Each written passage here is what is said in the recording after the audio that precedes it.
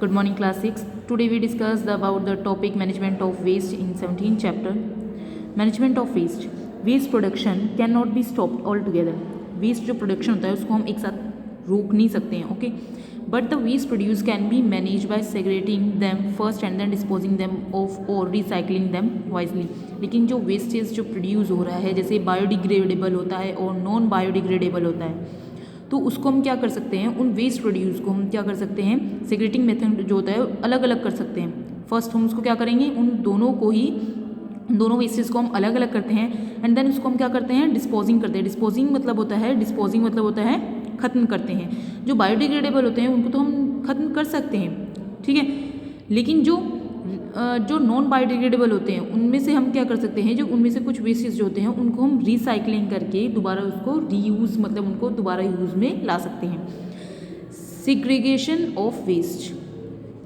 Segregating biodegradable and non biodegradable wastage at home can help the collecting person to take it for disposal.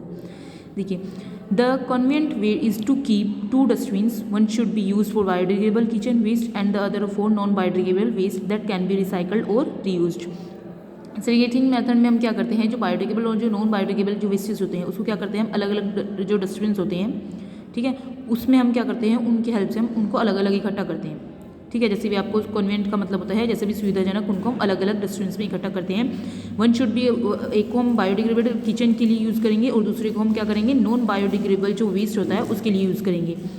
जो non biodegradable होते हैं उनको मैंने बताया है कि उनको हम रिसाइकिल कर सकते हैं और उसको दोबारा हम रीयूज कर सकते हैं. द टॉक्सिक और poisoning wastage such as batteries, medicine and paints should be separated and disposed of using safe methods. लेकिन जो टॉक्सिक और पॉइजनस मतलब होता है जहरीले जो वेस्टेज होते हैं, जैसे बैटरीज, मेडिसिन, पेंट्स, ठीक है, ये सब जो होता है इनको हम अलग से ही क्या करते हैं, सेपरेट करते हैं, इनको अलग से ही हम इकट्ठा करते हैं एंड इनको क्या करते हैं, हम डिस्पोज करते हैं एक सेफली मेथड से. Otherwise they may pollute the soil and the ground water. Otherwise वरना ये क्या करेंगे, जो सॉइल होगा उसको पोल्यूट करेंगे एंड जो ग्राउंड वाटर होगा उसको भी पोल्यूट करेंगे. अब जो सॉइल को पोल्यूट करेंगे तो उससे क्या होगा, सॉइल पोल्यूशन होगा एंड जो ग्राउंड वाटर को अगर ये पोल्यूट करेंगे तो उससे क्या होगा, वाटर पॉल्यूशन, ठीक है.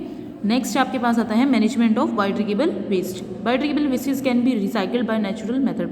जो बायोडिग्रेडेबल वेस्टेज होते हैं उनको हम क्या कर सकते हैं, रिसाइकल कर सकते हैं नेचुरल मेथड से. One of the most easy and the low cost method is compositing. इसका एक सबसे ईजी और जो लो कॉस्ट मेथड है वो आपके पास है composting. Instead of littering kitchen waste और animal dung it can be use to make manure compost.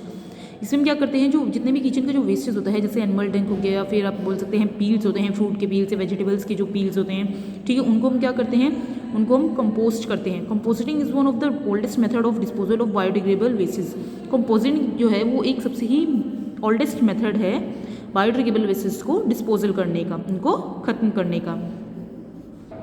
Next है the main ingredient of compost include wastage from kitchen है सोडस, dried leaves and animals dungs.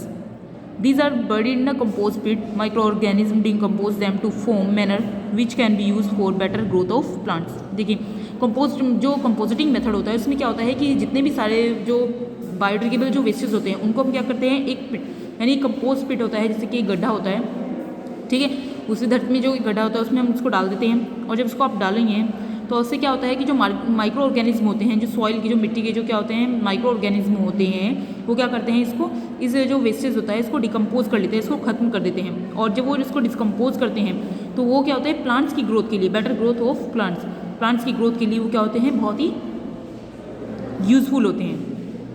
Next है another type of composting involve the use of variety of earthworm called the red worm. This is called vermi composting. Vermi composting ensure mixing of all the decaying organic matter uniformly due to the movement of the earthworms in the soil, ठीक है. तो vermi compositing में आपको दिख रहा होगा ये जो कीचुए हैं जो मिट्टी में आपको सॉइल्स में दिख रहे हैं. दूसरे कंपोजिशन में क्या होता है, दूसरा जो एक मेथड होता है, एक तो कंपोजिटिंग होगी कि आपने उसको पिट में डाल दिया, गड्ढे में डाला एंड उसको उसके जो माइक्रो ऑर्गेनिज्म होते हैं वो क्या करते हैं, उसको प्लांट की ग्रोथ में यूजफुल होते हैं. दूसरा नेक्स्ट होता है कि अगर आप जैसे कुछ मतलब उसमें आप मिट्टी में डाल रहे हैं तो वहाँ पर क्या होता है, प्लांट्स नहीं होगा, ओके. तो वहाँ पर क्या होता है, जो ये जो आपको दिख रहे हैं इसको हम क्या बोलते हैं, अर्थवॉर्म्स मतलब होता है केचुए. तो ये जो केचुए होते हैं क्या होते हैं, सॉइल्स में क्या होते हैं, मिले हुए होते हैं. अभी ये क्या होते हैं, इनका जो फूड होता है वो एक तरीके से बोलते हैं, जो बायोडिग्रेडेबल जो वेस्ट होते हैं वो इनका क्या होता है, फूड होता है. तब ये धीरे धीरे क्या करते हैं, उनको बायोडिग्रेडेबल जो वेस्टेज होता है उनको क्या कर देते हैं, डिकम्पोज कर देते हैं. तो दूसरा जो मेथड आता है वो आता है आपका पास वर्मी कंपोजिटिंग का। Okay, thank you class 6।